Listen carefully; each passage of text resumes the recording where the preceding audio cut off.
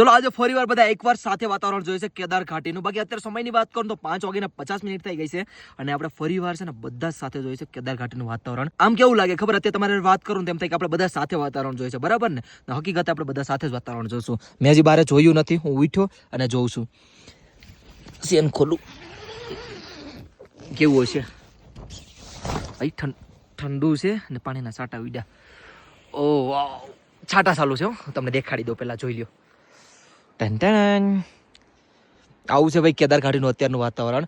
ધીરે ધીરે છાંટા ચાલુ થઈ ગયા છે. વરસાદ આવ્યો હતો હે, ખબર ના પડી યાર વરસાદ આવ્યો હોય.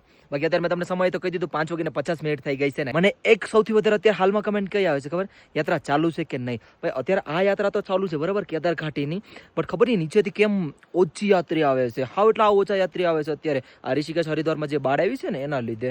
ખબર નહીં હવે કેમ યાત્રા છે. ખાલી એક જ મહિનો રહ્યો છે ને યાત્રા હાવ ઓછી થવા માંડી. એમાં આપણે ગુજરાતમાં હોય તો નવરાત્રી આવશે, હવે નવરાત્રી આવશે એટલે હાવ યાત્રા ઓછી થઈ જાય. કેદાર ઘાટીમાં આપણે ગુજરાતી જ વધારે છે.